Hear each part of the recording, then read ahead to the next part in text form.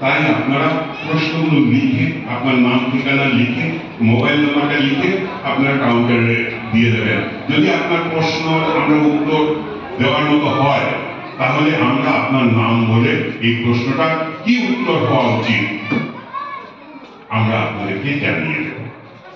দ্বিতীয়ত, আমরা চেষ্টা করছি দীক্ষিত নন অথচ ঠাকুর অনুকূলচন্দ্রকে ভালোবাসেন এমন কোন সমাজের বিভিন্ন বর্ষিয়ান মানুষরা, যাদেরকে বুদ্ধিজীবী বলা হয়, এমন কোন মানুষকে নিয়ে এসে এই স্টেজে দাঁড় করিয়ে জিজ্ঞেস করা তাদেরকে, বা তাদের কি অনুভূতি সৎসঙ্গ সম্পর্কে, সৎসঙ্গ সমাজকে কি উপহার দেয়, কেন সৎসঙ্গকে তাদের ভালো লাগে, এই কথাগুলো জানাতে ওরা যাকে যেমন ধরেন আমরা এখানে এতজন বসে আছি, বাচ্চা বাচ্চা ছেলেরা, বাচ্চা বাচ্চা মেয়েরা বসে আছে। আমরা এখানে কোথাও কিন্তু লেখা নেই ধূমপান নিষেধ, আছে মন্দির ভিতরে কোথাও নেই, কিন্তু কারো মুখে সিগারেট আছে নেই, কেউ মদ খেয়ে ঢুকেছে মন্দিরে নেই, কোথাও লেখা নেই, কিন্তু কি যেন একটা অলিখিত শাসনে কাউকে ভালোবেসে আমরা যে এখানে যতজন পুরুষরা বসে আছেন তারা কেউ সিগারেট খায় না তা নয়, খান, কিন্তু আমি মন্দিরে খাবো। এই যে মানসিকতাকে আমরা গ্রহ করেছে, এটা কি সমাজকে একটা উপহার দেওয়া নয়? সমাজকে একটা উপহার দেওয়া নয়? এই বাচ্চা বাচ্চা ছেলেরা মেয়েদের পিছনে যেখানে বাইরের রাতে রাস্তা গেটটা পার হলেই দেখবেন আপনারা ছেলেরা মেয়েদের পিছনে টন্টিং করছে, অথচ এখানে বাচ্চা বাচ্চা ছেলেরা, বাচ্চা বাচ্চা মেয়েরা বসে আছে, কেউ বলতে পারবে না তুমি ছেলে তাদেরকে টন্ট করে।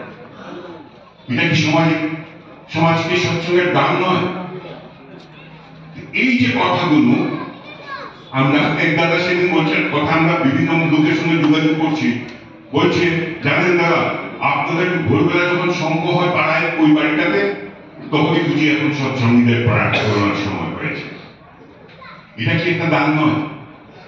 আপনারা প্রার্থনা করে পরিজনদের প্রণাম করেন।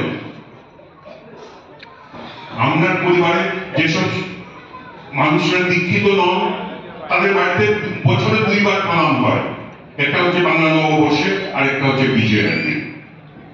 অথচ আমরা আমাদের পিতা মাতাকে, আমাকে আমার সন্তানরা নিত্যদিন প্রণাম করে।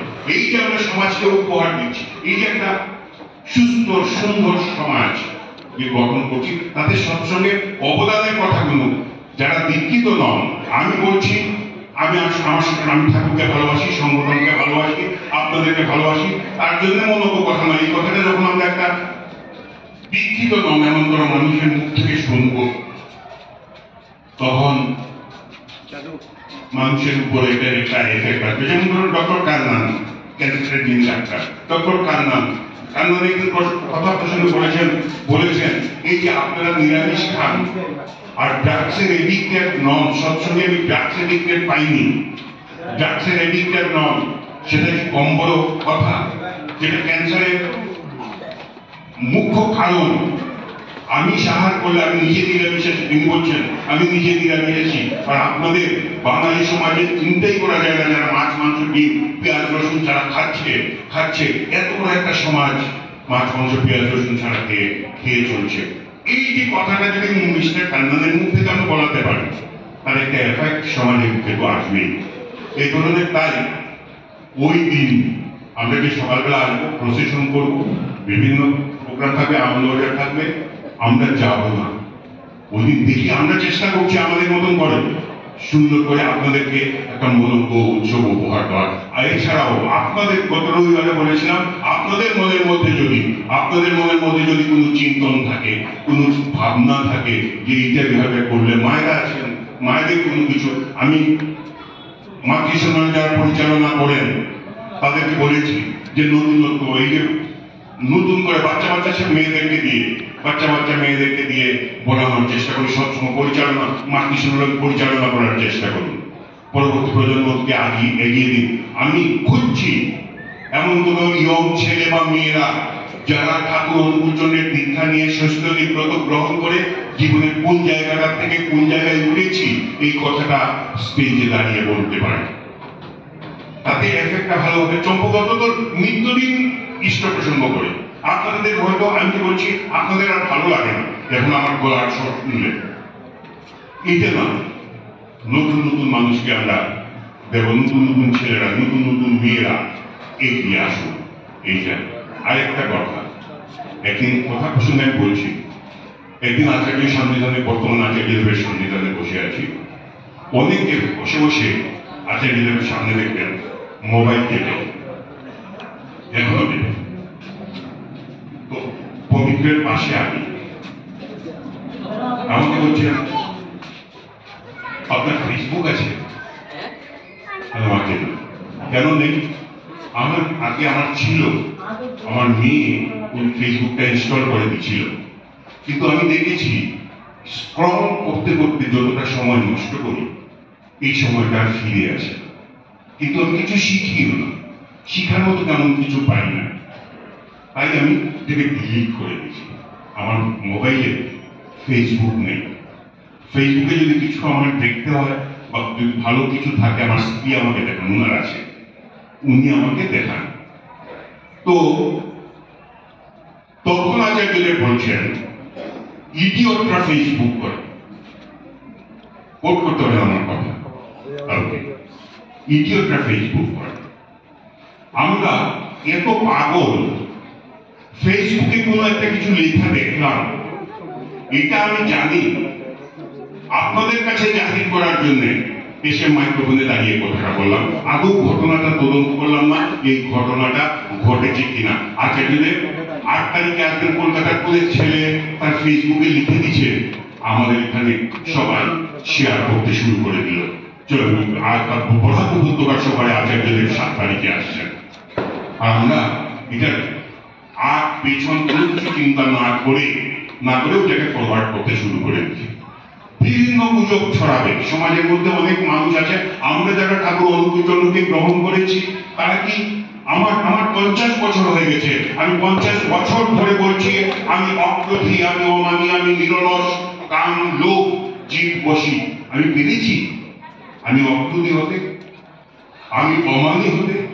অনেক বাড়িতে দেখবেন বাচ্চারা যখন বলে তখন আমি অক্রোধী, আমি নিরলস, কাম, লোভ, জীব বসি, আমি সঞ্চয় বলতে স্মৃতি জন্মিত পরমানন্দ উদ্যুক্ত শক্তি সমন্বিত তোমার প্রণাম লহ। ঠিক এইভাবে কি বলছি জানি না, আমিও ঠিক বলছি, আপনাদের কাউকে বলছি না। আমি আমার যতটা ঘটনা বলবো আমি আমাকে নিয়ে বলবো। তো আমি অক্রোধী, আমি অমানি। আমার অমানি মানে আমার অহংকার নেই। কিসের অহংকার? আমার পয়সার অহংকার থাকতে পারে, আমার রূপের অহংকার থাকতে পারে, আমার বিদ্যার অহংকার থাকতে পারে না? পারে। এই প্রসঙ্গে আমি ক্রোধ নিয়ে বলেছিলাম আপনাদের সামনে এই ঘটনাটা, যে আমি অক্রোধী। ঠাকুর কেন আমাদেরকে জপ করতে বলেছিলেন? আমি অক্রোধী, আমি অক্রোধী, আমি অক্রোধী। তুমি বলো, প্রতিদিন বলো, নিত্যদিন বলো, আমি অমানি, আমি অমানি, আমি অমানি, আমি নিরলস, আমি নিরলস, আমি নিরলস। সেই কথাগুলো বারবার আমাকে কেন বলছেন? ঘটনাটা শুনে।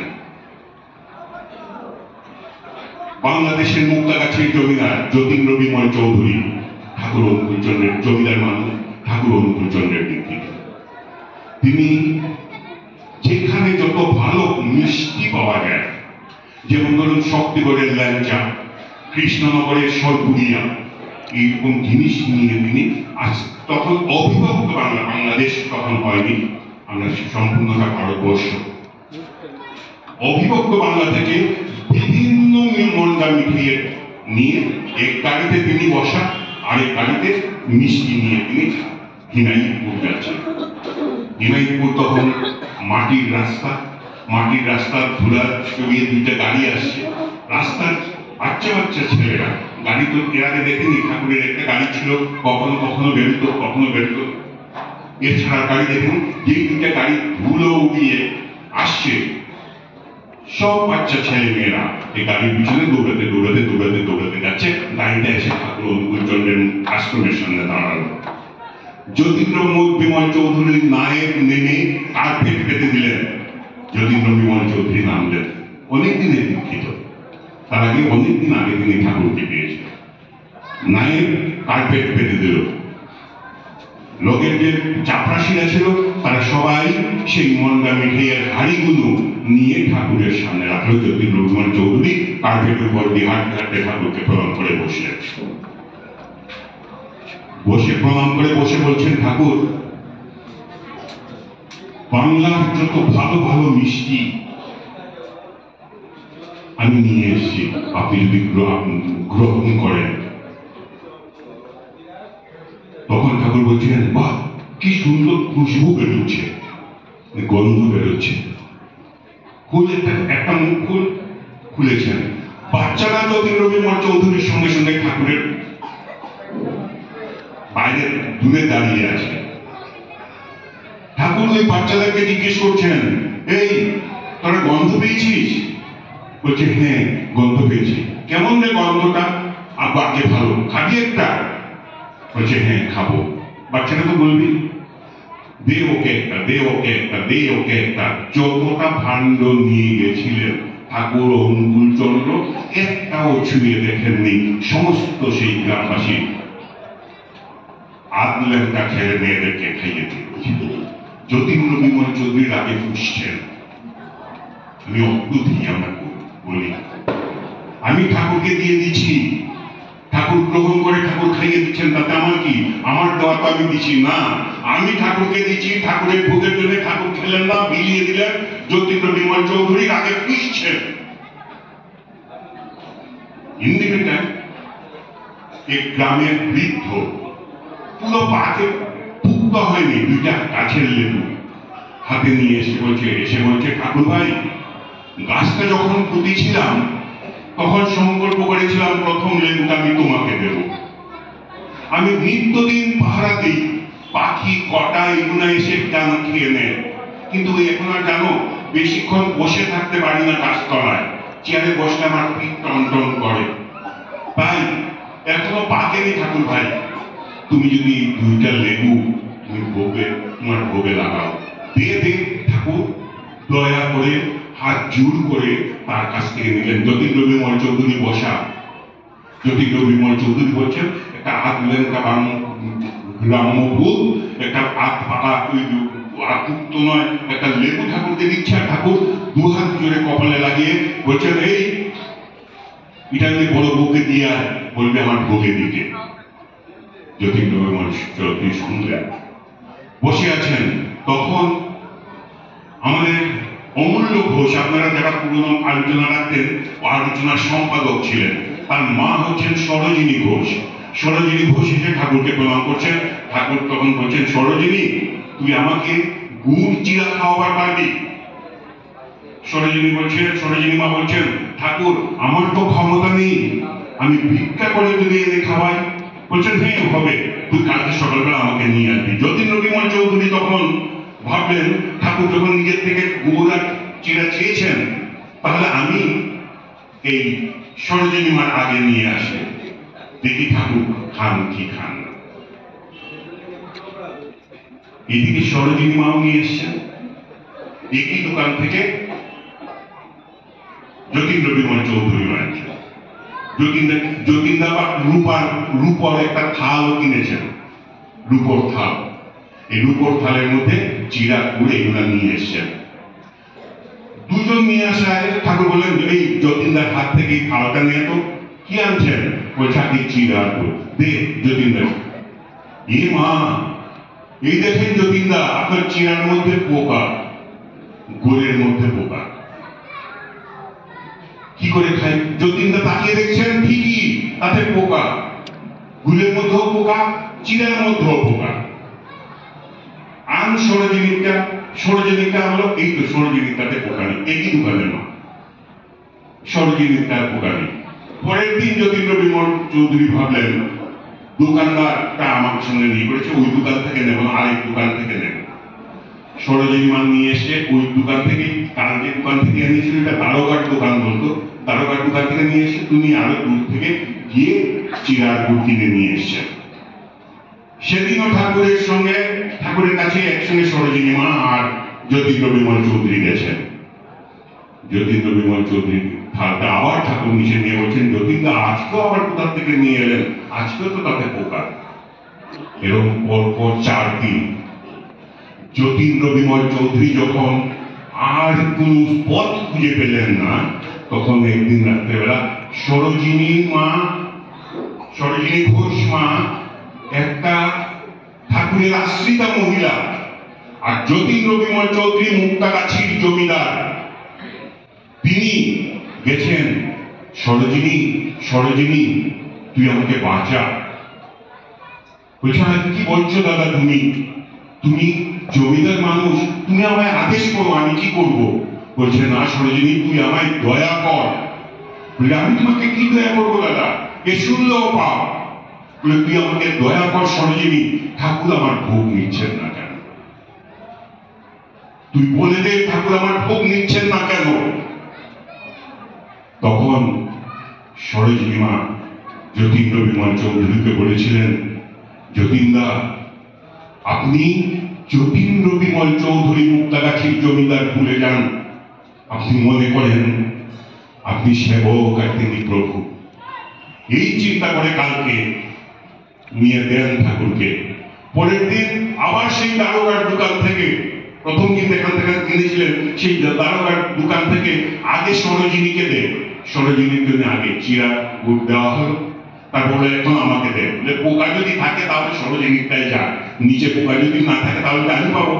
তিনি বললেন আগে সরোজিনীকে দিয়ে দে, তারপর আমাকে দে। যতীন্দ্র বিমল চৌধুরী নিয়ে এলেন, নিয়ে এসে যখন ঠাকুরকে দিলেন, ঠাকুর বলছেন, যতীন্দ্র, আজকে তো আপনার চিরাতেও পোকা নেই, ঘুরেও পোকা নেই। বলে, থাকবে কি করে ঠাকুর? সারা রাত ধরে ধরে আমি আমার চরিত্র থেকে তন্ন তন্ন করে আমার অহংকার, আমার পরশ্রীকাতরতা, আমার ঘৃণাকে উপড়ে ফেলে দিচ্ছি। উপড়ে ফেলে দিয়ে আজকে সকালবেলা আপনার জন্য এই ভোগটা নিয়ে এসে আপনি গ্রহণ করেন। ঠাকুর, খাবো আজকে পোকা নেই, আমি যতীন্দ্র, আমি খাবো, এক্ষুনি খাবো। বলে যতীন্দ্রের সামনে খাচ্ছে না। এতদিন যে যতীন্দ্র ভুগলেন কিসের জন্য? আমি জমিদার, আমার অহংকার, আমার টাকার অহংকার। ওই যতীন্দ্র বিমল চৌধুরী ঠাকুরের পালন করা সত্ত্বেও তিনি রওনা হয়ে যাচ্ছেন কলকাতায়। ঠাকুর তাকে বার বলছেন, আপনি থাকেন যতীন্দ্র, আজকে রাত্রটা আমার কাছে থাকেন, যতীন্দ্র বিমল চৌধুরী বলছেন, আমি যদি আজকে থাকি, আবার দেখেন অহংকার আসছে, আমি যদি আজকে থাকি, কালকে আমার কলকাতা কোর্টে কেস, আমি এই কেসে হেরে যাব। আমি যদি কেসে হারি, আমার জমিদারি চলে যাবে, আমার আজকে থাকা চলবে না। ঠাকুর বললেন, সে করে দেখা যাবে না কি হয়, আপনি আজকে থাকেন। যতীন্দ্র বিমল চৌধুরী থাকলেন না। ঠাকুর বড় মাকে বললেন, বড় বউ, যতীন্দ্র যখন থাকবারই না, তো তুমি ওকে খাওয়াই দাও। ঠাকুর ভাবছেন খাওয়ার কথা বলে, এই কথা বলে যদি একটু দেরি করে যতীন্দ্র বিমলটাকে আটকানো যায়। যতীন্দ্র বিমলটা বড় মার ঘরে গিয়ে ভূত নিলেন, খেলেন, গেলেন, পাবনা পর্যন্ত পৌঁছতে পারেননি, গাড়ি অ্যাক্সিডেন্ট করে যতীন্দ্র বিমল চৌধুরী মারা গেলেন।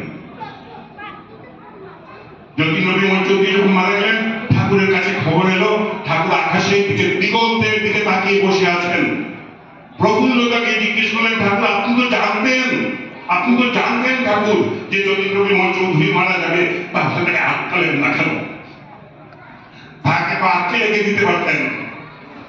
ঠাকুর বলছেন, প্রফুল্ল, তুই তো এতটুকু জীবন দেখিস। আমি যতীন্দ্র বিমল চৌধুরীর আগের জন্ম জানি, যতীন্দ্র বিমল চৌধুরীর এই জীবনও জানি, যতীন্দ্র বিমল চৌধুরীর পরের জন্ম জানি। আমি যদি সেদিন আটকে দিতাম, আমি যদি আজকে তাকে আটকে দিতাম, আর কালকে যদি তার জমিদারি চলে যেত, সারাটা জীবন আমার পাশে থাকতো আর বলতো, ঠাকুর অনুকূল চন্দ্রের জন্য আমার জমিদারি শেষ হয়ে গেছে, ঠাকুর অনুকূল চন্দ্রের জন্য আমার জমিদারি শেষ হয়ে গেছে। আমার সামনে থাকতো, অথচ মনের দিক থেকে অনেক দূরে চলে যেত। আর আজকে যখন মারা গেল, ঠিক সেই মুহূর্তে যতীন্দ্র বিমল চৌধুরী ভাবলো, আমি যদি ঠাকুরের কথা শুনতাম, তাহলে আজকে আমার এই অপমৃত্যুটা হতো না। ওই যে চিন্তনটা যতীন আমার কাছ থেকে দূরে চলে গেল, আমার কাছে আছে। আমার অহংকার আমাকে কি করতে পারে, আমার পরশ্রীকাতরতা, ঘৃণা আমাকে কি করতে পারে?